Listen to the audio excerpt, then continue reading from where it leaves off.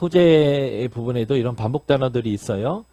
여러분들이 이제 반복 단어들을 좀 보시고, 소재는 원어가 민하인데, 선물을 주다라고 하는 마나흐에서 나온 명사예요. 이름에서 알 수 있듯이 하나님께 조공 바치는 것 같은 개념이고요. 재물의 종류가 여러 가지가 있는데, 하여튼 곡식을 가지고 부치고 찢고 삶고 다 할 수 있어요. 근데 이제 아까도 말씀드렸지만 레위기에서는 우리가 문자적으로 할 게 없기 때문에 예, 뭐 다 살펴볼 필요는 없겠고요. 어쨌든 예배자가 가져오면 제사장이 그것을 일부를 취해서 하나님께 드리고 나머지는 제사장의 몫이 되게 되고요.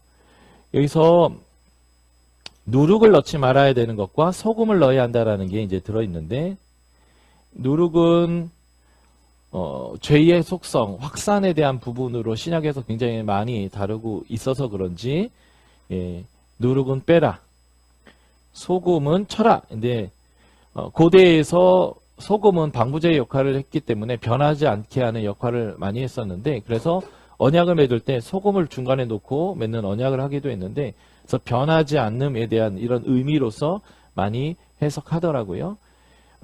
특히 이제 이 누룩의 부분은 사도 바울이 고린도전서 6장에서 다루면서 이 편지를 보낼 때쯤 이 6월절이 가까웠고, 그리고 사도 바울은 오순절까지는 이제 그들에게 이제 가려고 하고 있는데, 너희가 곧 올 6월절을 보내되 누룩 없는 6월절을 보내자라고 하는 표현을 쓰면서 그들 안에 있는 죄를 빨리 회개하고 공동체 안에서 이 죄 문제를 해결하고 6월절을 보냈으면 좋겠어, 이렇게 표현하거든요. 그러니까 이 누룩이라는 것들은 이제 죄와 연관되어져 있어서 넣지 말라라고 하는 것 같아요. 또 넣지 말아야 되는 게 이제 꿀도 넣지 말라고 하는데, 누룩이나 꿀 같은 경우는 발효가 되고 이렇게 부푸는 이제 이런 성질 때문에 그런 것 같습니다. 소재의 의미는 화목제, 번제, 화목제와 함께 드려지는 보조제사적인 의미가 있고요. 때로는 가난한 사람에게는 속죄제로서도 사용됩니다. 구약적 의미는 하나님의 언약적 자비를 깨달아서 매일매일 삶을 하나님께 헌신하는 것의 의미가 있고요. 신약에서는 예수님이 바로 자신을 온전하게 하나님께 드리는 소재가 됐는데, 그래서 요한복음 6장에서 나는 광야의 떡이다. 그래서 구약에서 40년 동안 그 하늘에서 내린 떡을 먹은 사람들은 죽었으나 내가 주는 떡, 내 몸이 떡인데 나를 먹고 내 피를 마시는 자는 죽지 않을 거다라고 이제 말씀하시면서 이런 예수님의 소재적인 완성을 하신 분으로 연결되어 있고요. 아까 말씀드린 것처럼 누룩과 꿀은 넣지 않게 되어 있는데, 둘 다 발효되는 성질 때문에 이것을 죄와 연결시키고 있다고 봅니다. 자, 화목제예요. 화목제에도 반복 단어들이 쭉 나오는데, 흠 없는 거, 뭐 여호와 앞에 와서 안수하는 거, 안수는 이제 그에게 죄를 다 떠넘기는 건데, 그가 할 일과 아론의 자손들이 해야 될 내용들이 구분되어져 있다라는 것들을 우리가 볼 수 있고요. 자, 샬렘은 샬람에서 유래했는데, 화목제, 감사제를 의미하고요. 한마디로 말하면 속죄, 속죄제, 번제를 통해서 하나님과의 관계가 해결됐을 때 이제는 우리는 밥 먹어도 되는 사이가 됐습니다. 이런 정도로 이제 뭔가 완결된 하나님과의 화목이 일어난 것을 보여주는 그런 제사이고요. 그래서 완전하다, 완성하다, 온전하다라는 의미에서 나온 이 단어입니다. 화목제는 소, 양, 염소, 수컷, 암컷의 흠 없는 것으로 드리는데요. 여호와의 얼굴, 파님, 얼굴 앞에 와서 드려야 되고, 예배자는 번제 때처럼 데리고 와서 안수하고 피를 뽑고 각을 뜨고 하는 일들 다 해야 되고요. 제사장은 그 피를 가지고 와서 제단 사면에 뿌리고, 그리고 그 양에 있는 내장의 기름기들을 다 태워서 하나님께 드리게 되어져 있습니다. 목적이 5절과 16절에 나오는데 이것은 하나님께 향기로운 냄새다라고 하는데 이 냄새가 레하흐인데요. 루하흐 성령, 하나님의 영이라고 하는 것과 같은 단어인데요. 이 냄새가 하나님의 영을 진정시키는 역할을 하기도 하고요. 또 하나는 하나님께 드리는 식물, 하나님께 드리는 빵이다. 이렇게도 표현되어 있습니다. 구약 신학적인 의미로서 이제는 화목제는 완전과 번영의 축복, 하나님과의 화목을 이루는 상태를 의미합니다. 속죄됐고 하나님의 진노가 누그러들어서 이제 하나님과 나는 이제는 충돌 없이 잘 지낼 수 있어 라고 하는 그런 완성이 되는 거죠. 둘째는 친교적 제사인데요. 제사를 드리는 사람이 유일하게 그 제물을 먹을 수 있는 제사가 화목제입니다. 예. 그러니까 이제는 하나님과 밥 먹을 수 있는 상황이 됐다 이거죠. 예. 안 친하면 밥 안 먹습니다. 그죠? 예. 근데 친하면 우리가 그래도 하는 얘기가 있죠. 우리가 밥 먹자 이렇게 하는 거고. 저희가 이제 살아보니까 나랑 밥 먹을 수 있는 사람은 아내가 결정하더라고요. 그래서 우리 집에 초대해갖고 밥 먹어도 나랑 친한 사람은 잘 못 오는데 나랑도 친하고 아내하고도 친하면 집에서 밥을 먹을 수 있더라고요. 그래서 가끔 어떤 분들이 우리 집 와서 밥 좀 먹자 그러면 아내가 불러줘서 가는 거야. 네가 불러서 못 가. 밥은 네가 하는 게 아니잖아. 예. 어쨌든 이제 신교의 하나님 앞에서 밥상을 두고 같이 밥 먹을 수 있는 그런 이제 의미가 됐다는 건 하나님과의 관계가 다 해결됐다. 이런 의미가 되어지는 그런 제사가 되겠고요. 그리고 이렇게 밥까지 먹고 나면 이제 하나님과 완전한 화목이 이루어졌기 때문에 완결적 희생제사다라고도 표현할 수 있게 됩니다. 예수 그리스도는 우리의 화평이 되셔서 우리가 하나님과 이러한 온전한 관계를 누리게 하셨죠. 구약적인 의미로서 영원한 규례로 모든 기름은 여호와의 것이다. 기름과 피는 먹지 말라 해서 태울 때 보면 내장에 있는 모든 기름들은 다 태우게 되고 이제 먹는 것은 가슴살이나 넓적다리 이런 걸 먹게 되는데 이 오른쪽 넓적다리하고 가슴살 같은 거는 이렇게 흔들고 해가지고 제사장 먹게 하고 이제 하기도 합니다. 제의적으로 기름과 피는 하나님께 바쳐진 것이기 때문에 먹지 말라 돼 있는데 이 바쳐졌다라고 하는 것이 헤렘이라는 단어인데요. 하나님께 바쳐진 것을 훔치면 그 사람이 하나님께 바쳐져야 하는 것이 구약의 개념입니다. 그래서 이렇게 하나님 것을 훔쳤다가 하나님께 바쳐진 사람들이 구약에 여러 명 나오는데 첫 번째가 아간. 하나님이 여리고 정토는 여호와의 전쟁이니까 니들이 할 게 없고 내가 다 할 거니까 모든 건 나에게 바쳐라. 생명은 다 죽이고 은금 같은 건 불에 한번 달궈갖고 정결케 하고 다 내 거다. 나에게 바쳐진 거다 했는데 그것의 일부를 훔쳐버렸어요. 그래가지고 나중에 그의 가족 전체가 이제 바쳐지게 되는 상황이 벌어졌고요. 또 하나는 사무엘상 15장에서 출애굽기 17장 이스라엘 백성을 쳤던 아말렉과 하나님이 영원한 원수가 되게 되신다고 하셨고 그때 하나님은 신명기에서 너희가 가나안 땅에서 평안해지면 내가 그들을 진멸할 거야 라고 약속했는데 사울왕에게 그 진멸 명령을 명하셨습니다. 근데 사울왕이 백성이 두려워서 진멸하는 것을 하지 아니하고 많은 걸 남겼죠.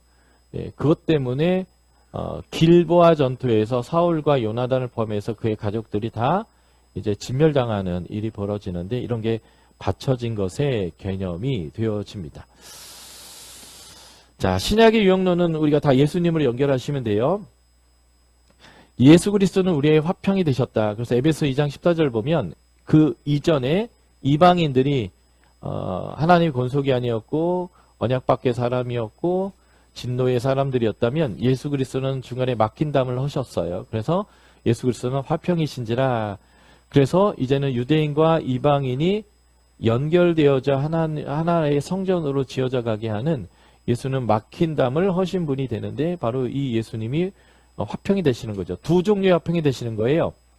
에베소 2장 1회부터 10절까지인가요? 11절까지는 하나님과 우리 사이에 화평이 되셨어요. 우리는 본질상 진노의 자녀였는데 하나님 예수님 십자가를 말미암아 하나님과 우리를 화평케 했고요. 그리고 이제 2장 11절 이후부터는 유대인과 이방인이 이제 원수되었고 그래서 함께 지내지 않았는데 예수가 화평되심으로 유대인과 이방인이 연합되어 성전, 하나님이 거하시는 성전이 되어져가는 이러한 화평을 이루신 분이 예수 그리스도다라고 볼 수 있겠습니다. 네. 속죄제까지 하고 점심 드실게요. 자, 속죄인데요. 속죄제물, 제물, 속죄제, 죄, 허물, 뭐 이런 단어들이 나오는데 이게 다 히브리어 하타에 대한 번역인데 29번 나옵니다. 근데 같은 번역이면 하나로 좀 몰아서 번역했으면 좋겠는데 이제 이렇게 했어요. 예. 그리고 잘못, 죄, 범죄, 범하여 뭐 이게 다 하타에 대한 번역인데 17번 나오는데 이것도 4개로 나눠서 번역했습니다. 그러니까 이제 이러한 잘못과 범죄가 있을 때 속죄와 속죄제물을 통해서 예, 허물이 이제 덮어지는 거. 이 속죄라는 게 카파르라는 단어인데 제가 이 카파르는 덮는다는 의미예요. 역청을 치료한다는 의미와도 연결된다고 말씀드렸고요. 자, 기름 부은 제사장들이 하는 일이 있고요. 예.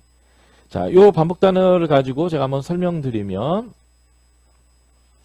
속죄제는 계층에 따라 이제 제물이 달라지는 내용들인데 제사장의 속죄와 이스라엘 민족 전체가 지은 죄의 속죄인 경우에는 뭘로 드리냐면 송아지로 드립니다. 비싼 거로 드리는 거죠. 왜 비싼 거로 드려야 되냐면 그만큼 죄의 무게가 크다라고 하는 거고요. 여기에 아무 재미있는 표현이 뭐냐면 부지 중에 죄를 졌는데 이걸 깨닫지 못하면 죄는 죄인데 하나님이 일단 벌을 안 내리세요. 예, 모르는 죄니까. 그런데 누가 그걸 깨닫게 하면 이제는 알면 죄인 거예요. 이거는 하나님과의 화해를 해야 되는 거다 이렇게 표현하는 거죠. 여기 안에도 하나님의 은혜가 있고요. 모르는 게 죄인 거예요. 그러니까 믿음은 하나님 예수님에 대해서 잘 아는 거예요. 근데 하나님 예수님에 대해서 잘 모르면서 믿음이 좋은 사람들이 너무 많아요. 그래서 부지 중에 죄를 많이 져요. 하나님 기준에 벗어났는데 벗어나질 모르는 거예요. 그럴 때 하나님이 가인처럼 여러분들에게 하나님이 생을 까실 겁니다. 그래서 여러분들의 인생에 공고함이 올 거예요. 하나님 안 만나주고 기도 응답 안 해주시고 예, 하나님이 여러분들하고 친하게 안 지낼 거예요. 근데 그게 은혜라는 거예요. 왜냐면 문제가 있구나. 가인이 고개를 떨구는 것처럼. 그러면 하나님 또 찾아와서 말해요. 뭐가 문제인 줄 아냐? 하면서 예, 돌이키고 문제를 직시하고 하나님께 돌아오게 하기 위해서 하나님 우리에게 인생의 공고함과 영적인 공허함을 주실 수 있다는 얘기죠. 근데 우리가 하나님은 잘 믿는 것 같은데 나는 잘 믿는데 하나님 기준으로는 잘 안 믿는 그런 게 있는데 그게 뭐냐면 성경을 모르는 거, 하나님의 말씀을 안 읽는 거, 하나님 기준이 우리 안에 없는 거. 그러니까 나는 열심히 교회 가잖아요. 어떤 사람 보면 종교 중독 같아요. 뭐 저렇게 많이 가냐. 많이 가요. 그리고 열심히 해요. 그런데 하나님 보시기에는 안 예쁜. 가인이 그래도 비싼 거 들고 가서 예배 들었잖아요. 그런 경우가 많은데 그게 뭐냐면 하나님을 잘 몰라서 그래요. 하나님을 알아야 합니다. 그래서 부지 중에 지은 죄는 처벌의 대상은 아니로 치는 거죠. 그래서 하나님이 상번제로 이렇게 소위 말해서 전문용어로 퉁치고 참고 계시는 그런 거고요. 그래서 이제 제사장이랑 온 회중은 비싼 거, 족장은 수염소, 평민은 암염소, 암양. 그러니까 수컷이 더 비싸다고 했잖아요. 그러니까 이제 지도자는 좀 더 비싼 걸로, 제사장은 제일 큰 지도자니까 더 비싼 걸로 이렇게 이제 하는 건데요. 이거는 죄가 다 같은 죄가 아니다 이런 얘기입니다. 목사님들이 거짓말하는 거랑 성도들이 거짓말하는 거랑은 똑같은 거짓말이어도 하나님 입장에선 다르게 취급한다 이런 얘기가 되는 거죠. 예. 그래서 지도자가 되지 마라. 억울하다. 내가 성도님이었으면 이 정도는 하나님 넘어가 줄 죄도 하나님 와서 뒤통수 한 대씩 때린다 하신 거죠. 너는 목회자니까 말씀을 맡은 자니까 너는 하나님의 사역자니까 하면서 더 크게 하나님께서 문제 삼으신다는 거고요. 제물은 흠 없는 게 제일 중요하고요. 네, 회막 앞 또는 여호와 앞, 그러니까 회막은 모임의 장소이기 때문에 하나님 얼굴에 오는 것과 같은 거에서 여기서 나와야 되고요. 이때 예배자가 제물을 하나님 앞에 끌고 오고요. 이제 예물에다가 몸을 기대가지고 죄를 전가하고 안수해서 목을 따는 거죠. 여러분들 상상해 보세요. 소 한 마리 딱 있는데 여러분들이 소의 목을 딴다고. 그래서 피를 다 받아내야 돼요.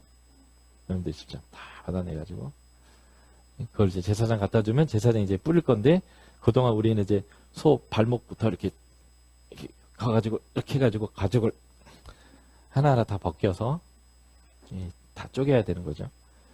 그래서 이 피를 제사장에 주면 제사장이 성소의 휘장에 7번 뿌리게 되는데, 이 성소 텐트 안까지 들어가는 것은 제사장과 온 회중이 드린 경우에만 들어가요.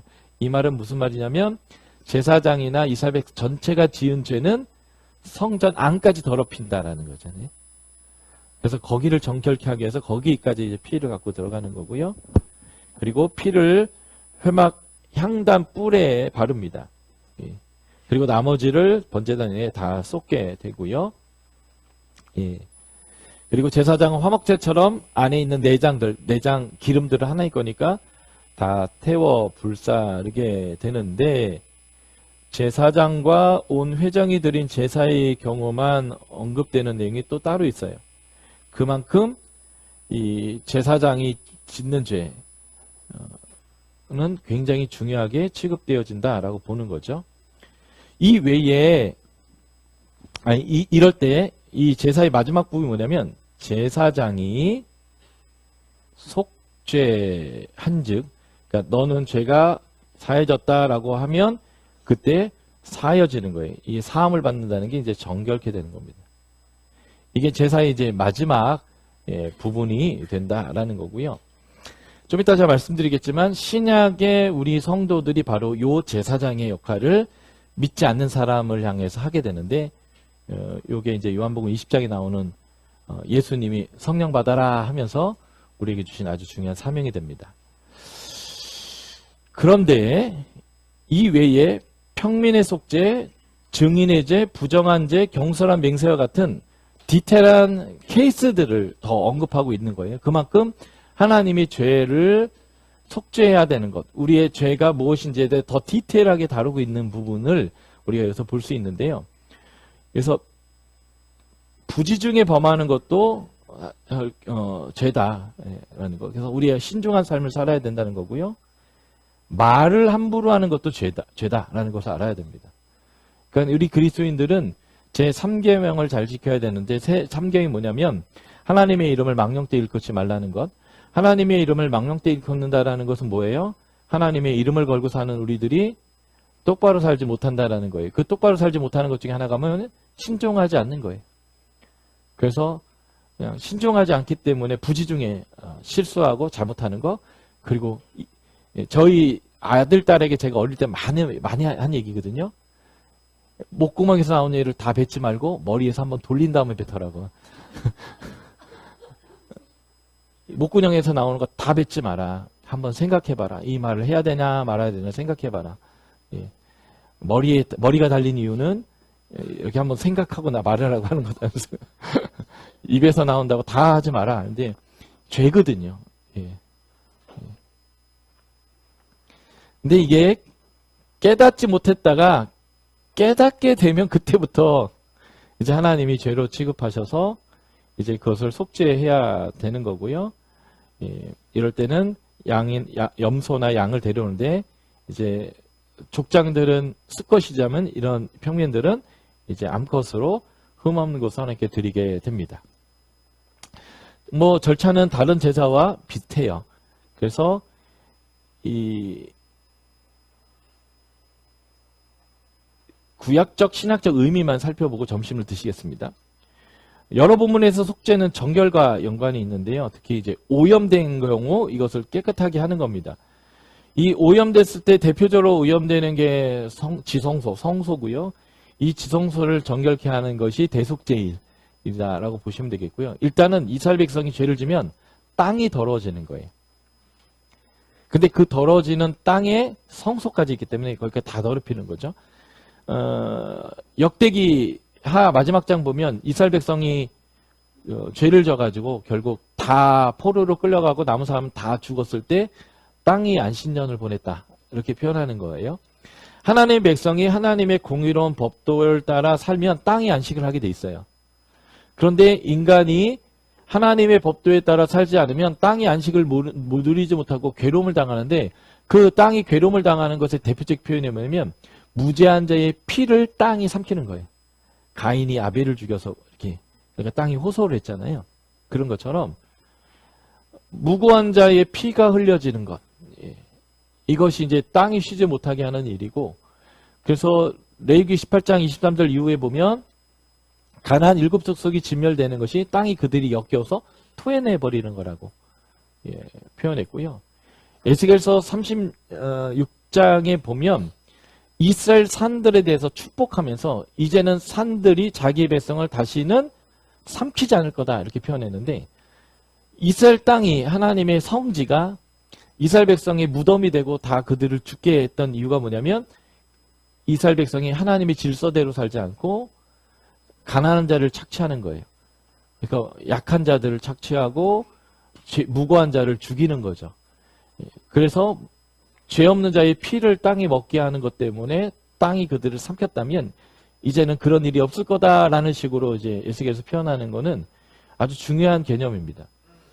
그래서 이스라엘 백성들이 언약에 나오는 질서대로 살게 되면요. 땅이 안식을 누리게 되는 거고 그 말씀대로 살아가지 않으면 땅이 이제는 이 백성을 삼키거나 토해내게 되는 이런 상황이 되는 거죠. 그래서 죄는 사람을 특히 하나님의 성소를 더럽히게 되고요. 그래서 이것을 해결하기 위해서는 피로써 해결해야 된다는 것이고 죄가 속죄되지 않으면 하나님의 거룩함은 진노로 변경됩니다. 그래서 하나님의 백성들은 하나님의 진노를 피하기 위해서는 거룩해야 되는데 그 거룩을 제가 구별됨이라고 표현했고요. 이게 바로 하나님의 말씀의 기준에 따라 살아가는 것이다. 속죄는 죄에 의한 오염을 다루는 것인데 개인이 죄를 지었다면 제한적 범위까지만 피를 뿌리면 돼요. 그게 뭐냐면 제단의 뿔에까지만 그 피를 바르게 되고 그 피를 제단 앞에 쏟게 되는데 전 국민이 대제사장이 죄를 지면 그 영향력이 크다 보니까 피를 성소까지 가지고 들어가서 이 휘장에다가 7번 뿌리고 거기에 향단이 있는데 향단에도 이제 피를 바르게 되는 거기까지 이제 정결케 해야 된다라는 상황이 벌어진다는 거죠. 그리고 그 1년 동안 지은 죄가 너무 강력하기 때문에 성소가 아니라 지성소까지 이것이 이제 밀려 들어오면 하나님은 이 백성 가운데 거하고 싶어서 특별하게 휘장을 열어 제사장을 들여보내가지고 피를 지성소까지 이제 가져와서 피로써 정결케 하게 하는 이런 일들을 하게 하는데 이게 이제 대속죄일이다라고 보시면 되겠고요. 그래서 피로써 정결케 하는 그런 것이 이제 속죄다라는 것입니다. 속죄제는 계층에 따라 구분하여 설명하는데 이것은 제사장과 지도자의 중요성에 대한 것을 설명하는 것이고 특별히 이 시대의 목회자들과 말씀 맡은 자들은 훨씬 더 하나님 앞에 죄 짓는 것에 대해 더 민감하고 하나님 앞에서 더 거룩함을 가져야 된다라는 것을 보여주는 거고요. 그래서 제사장과 전 민족을 위한 속죄인 경우에는 휘장까지 피가 뿌려져야 된다라는 겁니다. 특별히 4장 3절에 보면 아주 재미있는 표현이 나오는데요. 4장 3절 읽어드릴게요. 만일 기름 부음 받은 제사장이 범죄하여 백성의 허물이 되었으면 이상하죠? 제사장의 죄는 백성에게 허물이 된대요. 그러니까 사역자의 죄는 성도의 죄와 연결되는 거예요. 왜냐하면 목사님 저렇게 하네. 저는 괜찮겠네. 저까지는 죄가 아니네.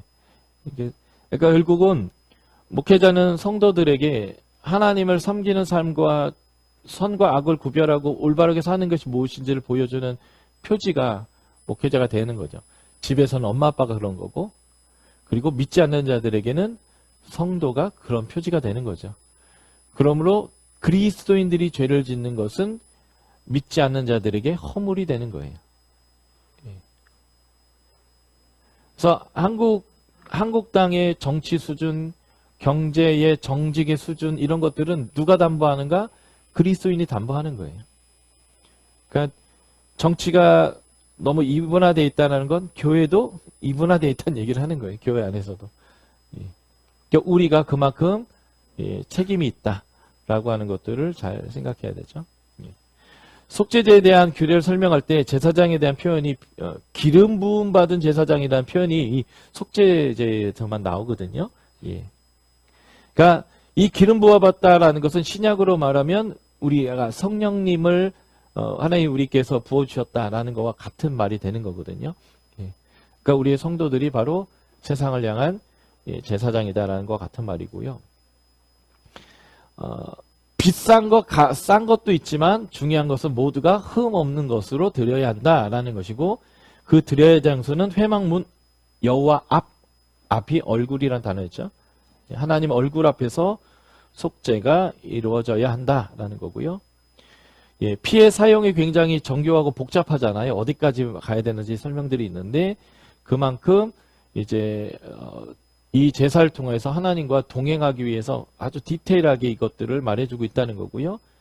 여기서 속죄란 단어는 카파르라는 단어인데 없어지는 게 아니라 사실은 덮어버리는 거다 라고 하는 의미고요. 그래서 신약으로 오면 이게 칭의가 되는 거죠. 칭의. 죄인이지만 의롭다라고 칭해주는 거예요. 이제 죄인인데 의롭다고 칭해진 선에서 멈추면 안 되고, 이제는 정결해졌으면 어떻게 해야 돼요? 거룩으로 나아가야 되는데, 그 거룩으로 나아가는 게 뭐냐면, 하나님이 이게 좋다고 하면 내가 좋아하고, 하나님 이거 싫다고 하면 이거 싫어하고, 하나님 이거 하고자 하면 나도 하고, 하나님 이거 하지 말라고 하면 나도 안 하고, 이제 하나님의 선악의 기준을 우리 안에 계속적으로 우리의 가치와 언어와 결정으로 받아들이는 게 이제 거룩함이잖아요. 그걸로 나아가야 되는데 많은 그리스도인들이 칭의에서 멈춰 있어요. 이걸로 충분해. 난 천국행 기차 타고 갈 수 있는 이제 자격을 얻었기 때문에 거기서 멈추는데, 제가 자주 말하지만 통치를 수용하고 하나님의 임재 가운데 충분히 있어야 안식을 누릴 수 있거든요. 이 땅에서 우리가 하나님의 영생을 경험하고 누릴 수 있는데, 그것을 죽어서 영혼만 누리는 영생으로 유부시켜 놓고 이 땅에서는 거지같이 칭의는 받았으나 하나님의 안식을, 하나님 주시는 세상에 줄 수 없는 평안을 경험하지 못하고 사는 그리스도인들이 많다라는 것들은 우리가 잘 기억하고 해야 될 내용인 것 같아요. 평민의 속죄는 죄의 양태나 재물의 종류에 따라 굉장히 세부적으로 다루고 있잖아요. 그래서 부주의로 인한 것도 속죄해야 되는 것만큼 우리는 경솔하지 않고 신중한 삶을 살아야 되는데, 이것을 제가 강조하지만 제3계명을 잘 지키는 삶이다 라고 말씀드렸고요. 그래서 본 것을 본대로 말하는 진실됨이 필요하고요. 가야 할 것과 가지 말할 것을 신중하게 구분하는 것을 해야 합니다. 시편 1편에 나오죠. 복 있는 사람은 죄인들의 교훈을 따르지 않고요. 악인들의 길을 서지 않고요. 오만한 자의 자리에 앉지 않아요. 각오 성과하는 것을 잘 해야 합니다. 그리고 언어가 신중해야 돼요. 경솔하게 말하지 않고 한번 뇌를 거치고 우리가 말하는 그런 것들이 필요하죠. 깨닫지 못할 때는 속죄하지 않았지만 깨닫게 되면 속죄를 해야 되는 거죠. 이게 이제 하나님의 은혜이지만, 그래서 하나님의 은혜 안에서 계속 죄를 짓고 깨닫지 못하고 사는 것보다는 하나님의 말씀 안에서 온전한 기준을 갖고 잘 깨닫고 하나님 앞에 이것을 죄로 인정하고 하나님 기뻐하시는 삶으로 나의 삶을 전적으로 드리는 삶을 선택해야 됩니다. 보통 사람들은 끝선에 쓰는 삶을 사요. 끝선에 쓰는 삶이란 뭐냐면 어디까지가 죄냐 하는 거예요. 그러니까 여기서부터 죄다라는 걸 알려주면 그 끝선에 서는 삶을 사는 거죠. 그리고 늘 어떻게 하냐면 죄라고 얘기하는 부분을 이렇게 톡톡 찍어봐요. 이렇게. 그래서 하나님이 뭐라고 안 하시면 살짝 넘어가 보기도 하고, 애들이 그러거든요. 애들은 늘 부모를 시험해요. 하지 마 그래도 하고 싶은 거예요. 그러면 끝선에 딱 서가지고 부모 기분 좋을 때 이렇게 툭툭 쳐봐요. 근데 부모가 아무 말 안 하면 가서 이렇게 하다가 부모 기분 나쁠 때 한 얻어 맞으면 다시 이렇게 오고 이렇게 하는데, 그리스도인은 끝선을 사는 사람들이 아니라 하나님이 기뻐하시는 것이 무엇인지를 찾아서 가는 사람들이, 어디까지가 죄냐가 아니라 하나님이 뭘 기뻐하시냐를 찾아가는 그런 사람이죠. 그래서 끝선이 아니라 하나님의 은혜를 받은 자로서 은혜에 합당한 삶을 찾아 나아가야 되고요. 그래서 죄가 깨달아진다면 신속하게 자복하고 회개하는 삶을 살아야 합니다. 신약의 의미를 보냐면, 신약에서의 모든 죄는 예수 그리스도의 피로 말미암아 정결케 된다라고 신약의 저자들은 모두 설명하고 있습니다. 그래서 베드로전서 1장 2절, 요한일서 1장 7절, 요한계시록 7장 14절, 예수의 피가 바로 이 속죄적인 의미를 완성했다라고 명확하게 신약의 모든 저자들은 설명하고 있습니다. 자, 제사장이 모든 절차가 끝나면 그가 속죄한즉 그가 사함, 정결함을 입는다라는 게 반복 어구라고 했는데, 요한복음 20장 23절 보면 요한복음 20장 19절부터 나오는 말씀인데, 안식 후 첫날, 예수님이 부활하신 날이죠. 우리로 그러면 일요일, 주일날 주님이 문을 다 닫고 있는 제자들에게 나타나십니다. 그리고 평강이 있을지어다, 아버지가 나를 보낸 것처럼 내가 너희를 보낸다 라고 마시면서 예수님이 숨을 내쉬며 가라사대 성령을 받아라 라고 얘기하시고요. 그 다음 대사가 이거예요. 너희가 누구 죄든지 사하면 그의 죄가 사하여질 것이고 너희가 그대로 두면 그대로 있을 것이다. 이 말이 바로 지금 이 제사장이 하는 멘트를 하라는 건데, 제사장이 이 멘트를 하기 전에는 부지 중에 죄를 졌다가 죄가 깨달아졌어요. 그래서 그 사람이 예물을 들고 와서 안수하고 잡아서 피를 바치고 다 꺼죽을 박아서 각을 뜨고 그걸 제사장에 갖다 주면 제사장이 태우고 하는 절차를 다 한 다음에 제사장이 속하여졌다 이렇게 얘기하는 거잖아요. 예수님이 그 절차를 다 끝내셨어요. 다 끝냈기 때문에 이제 우리가 복음을 전해서 그들에게 하나님을 알렸더니 그들이 성령 안에서 내가 죄인이군요. 왜냐면 초대교회 사도들의 설교의 핵심이 뭐예요? 회개하고 제사함을 받고 성령을 선물 받아라 이거잖아요. 사도행전의 베드로 설교 보면 내가 죄인이군요. 그래서 그 베드로의 설교를 듣던 사람들이 우리가 어찌할꼬 할 때 회개하여 제사함을 받으라 얘기했기 때문에 당신이 죄인이라는 걸 깨달았다면 회개하십시오. 근데 내가 예수 그리스도의 이름으로 회개합니다 할 때 우리는 당신의 죄가 사해졌습니다라고 얘기할 수 있는 제사장이라는 거예요. 근데 우리가 죄를 사할 수 있는 능력이 있는 게 아니라 이미 예수님이 그 모든 절차를 다 끝냈기 때문에 제사장이 모든 제사 끝난 다음에 이 얘기를 하듯이 우리가 그럴 수 있다라고 얘기하는 거고요. 그래서 베드로전서 2장 9절은 우리는 왕 같은 제사장이다 라고 표현하죠. 그래서 왕 같은 제사장이라는 것의 정확한 표현은 왕의 제사장, 로열 프리스트, 왕이고 제사장이라는 개념이 아니고요. 성경은 우리가 왕이기도 하고 제사장이기도 하고 선지자의 역할을 한다라고 얘기하는데, 베드로전서 2장 9절은 왕 역할과 제사장 역할을 한다라는 얘기를 하는 건 아니라는 거예요. 그 본문이 왕가의 제사장, 하나님이 왕이신데 그 왕가의 제사장이다 이렇게 표현하고 있는 거예요. 그래서 우리가 왕의 제사장으로서, 왕가의 제사장으로서 이러한 죄를 사할 수 있는 사명이 우리에게 있다라는 것. 그래서 예수 그리스도를 통해서 이 속죄제가 완결됐기 때문에 우리는 그 완결을 가지고 제사장의 역할을 하는 그런 성도의 특권이 있다라는 것입니다. 그래서 누가 부지 중에 죄를 졌는데 하나님께 대해서, 그래서 하나님에게 성물을 어떤 손해를 끼쳤거나 아니면 어떤 개인에게 이제 죄를 졌을 경우, 예를 들면 6장 2절 3절처럼 이웃에게 맡긴 물건이나 정당물을 속이거나 도둑질하거나 착취하거나 뭐 이런 것들이요. 그리고 남의 거 주웠는데 내 것처럼 이렇게 한 거요. 이런 것들. 이런 것들이 있었을 때 이제 이것을 속죄해야 되는데 흠 없는 숫양으로 한다는 것 되게 무게감 있는 죄라는 거죠. 그리고 제사장이 이것을 드렸을 때 속죄하면 되는데요.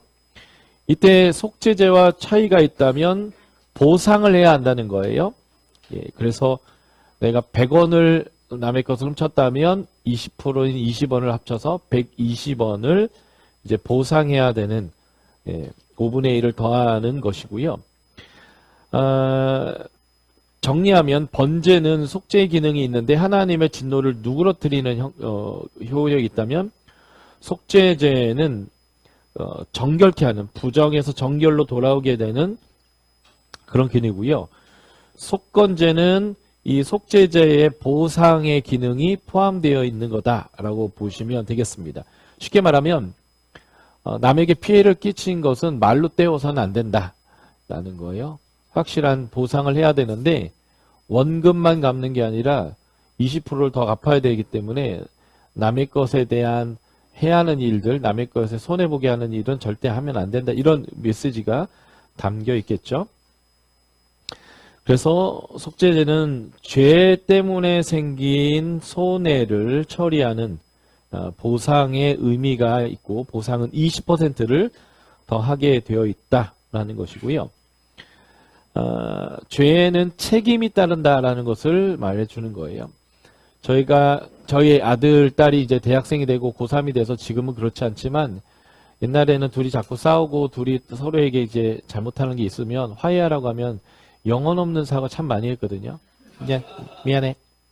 그래서 난 금방 또 할 거야. 뭐 이런 느낌으로 미안해 이렇게 했는데 이런 보상제를 드리게 되면 미안한 거에 대한 책임을 묻는데 자기 손해가 더 많이 가해지는 이런 것들을 하게 되면 이거 하면 나한테 손해가 되기 때문에 안 하게 되는 이런 의미가 있겠죠. 예.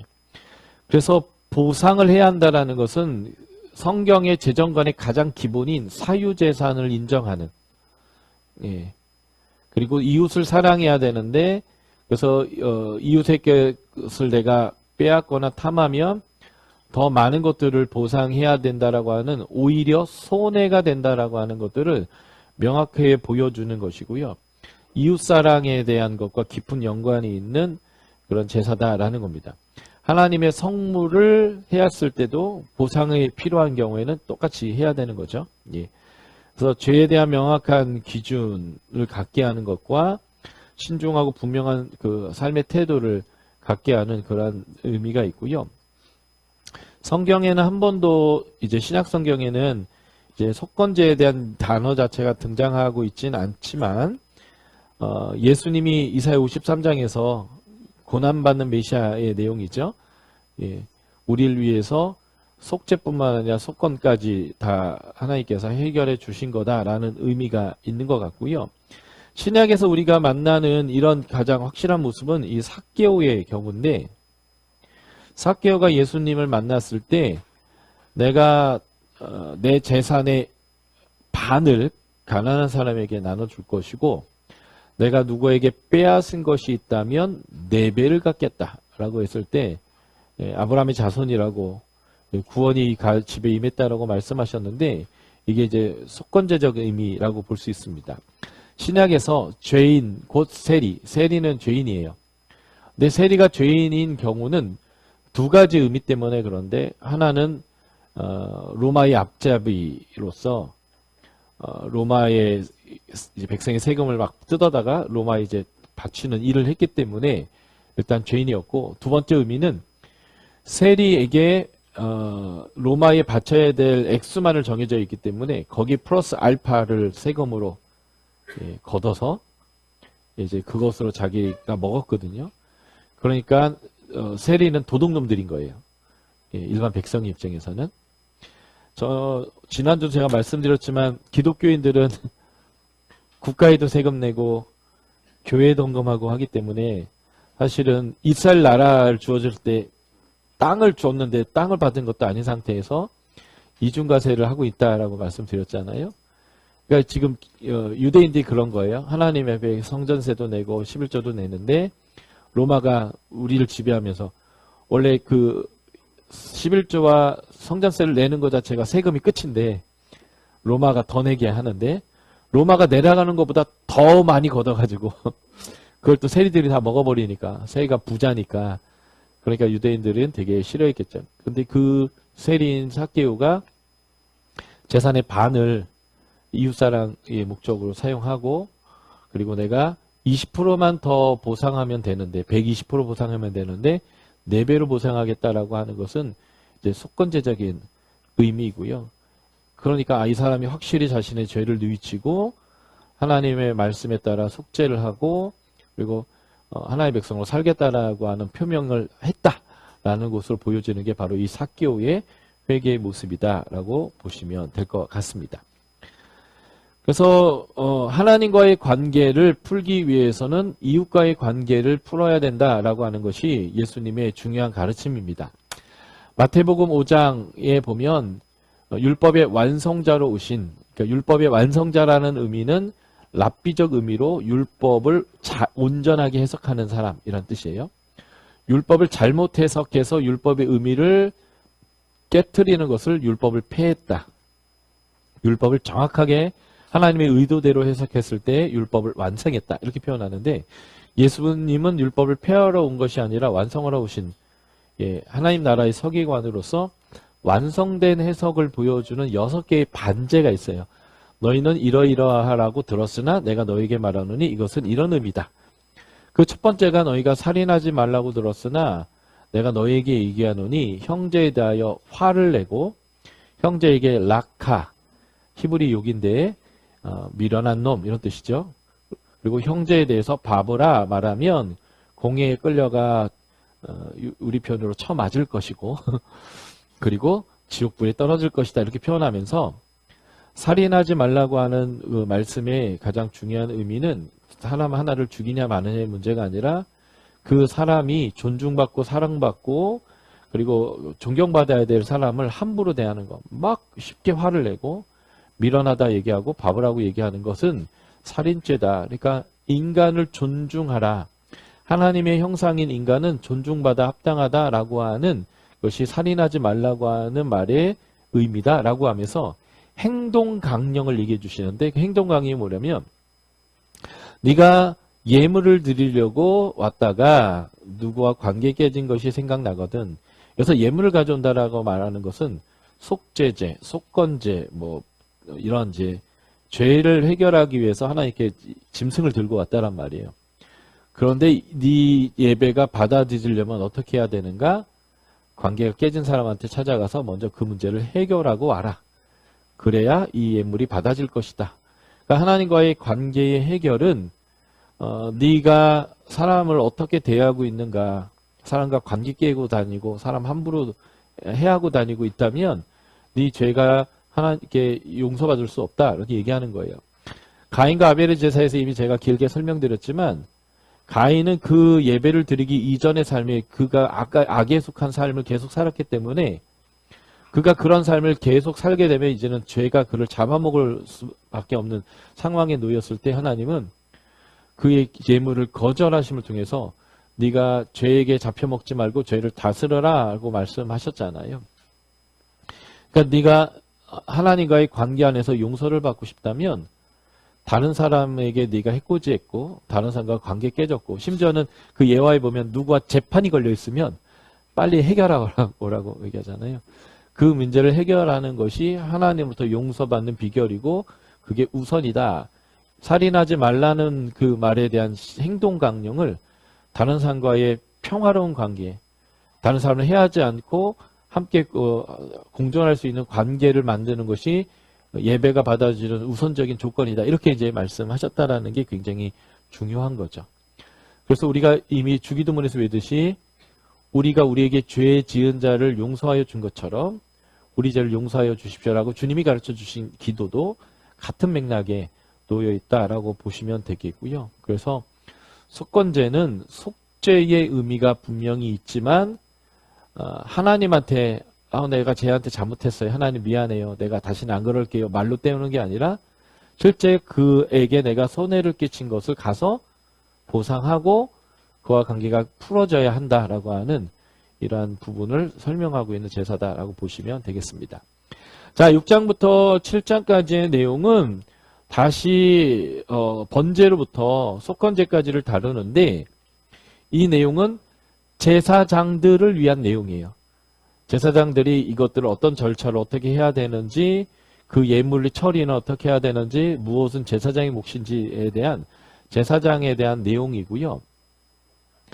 그 앞의 내용은 제사의 절차 안에 예배를 제물을 드리는 사람과 이 예배를 인도하는 제사장이 어떻게 절차를 밟아야 되는지에 대한 공통사항이었다면 이 뒷부분 6장 8절부터 7장 38절까지는 제사장들이 알아야 하고 숙지해야 될 내용으로 되어져 있다. 우리가 이제 일일이 다 우리에게 적용할 것은 아니기 때문에 우리는 하나님 앞에서 하나님이 말씀하시는 그 말씀의 절차들을 잘 알아야 되는 사람들이에요. 제사장들이기 때문에. 그래서 세상을 향한 기독교인의 제사장적인 모습과 그리스도인들 안에서 하나님이 말씀을 맡기고 그 성도들을 목회하도록 맡김을 받은 사명자로서의 목회자들은 하나님 앞에서 더 이렇게 우리가 어떤 태도와 어떤 자세로 이 목회적인 삶을 살아야 하는지에 대한 하나님의 더 중요한 원리와 원칙이 있다라는 거, 이런 원리들을 여기서 보시면 될 것 같고요. 세부적인 내용은 그냥 여러분들이 자료 드린 거 참고하시면 좋을 것 같습니다. 자, 레위기 1장 1절에 보면 회막에서 이스라엘 자손에게 말해라 이렇게 되는 게 1장 1에서 3절이라면 위에서 8에서 9절은 아론과 그 자손에게 명하이르라 라고 해서 이 부분은 같은 제사에 대한 내용을 말하지만 제사장들에게 얘기하는 내용이다라는 게 명확하고요. 자, 7장 35절 36절을 보겠습니다. 자, 제사법에 대한 이야기가 끝내고 요약적 진술을 하는 것인데 7장 35절 36절은 6장 8절부터 7장 34절까지 제사장들의 규례에 대한 요약적 진술이에요. 이는 여호와의 화제물 중에서 아론에게 돌릴 것과 그의 아들들에게 돌릴 것이니 그들을 세워 여호와의 제사장의 직분을 행하게 한 날 곧 그들에게 기름 부은 날에 여호와께서 명령하사 이스라엘 자손 중에서 그들에게 돌리라고 하신 것이라 대대로 영이 받을 소득이라 해서 제사장에 대한 이야기의 요약적 진술이라면 그 뒤에 37절 38절은 1장부터 지금 여기까지 총 모든 제사법에 대한 요약적 진술로 제사법에 대한 이야기를 끝내는 내용이죠. 이는 번제와 소제와 속제와 속건제와 위임식과 화제의 규례라. 여호와께서 시내 광야에서 이스라엘 자손에게 그 예물을 여호와께 드리라 명령하신 날에 시내산에서 이같이 모세에게 명령하였다라고 해서 제사법에 대한 마지막 마무리 요약적 진술로 이렇게 끝나게 됩니다.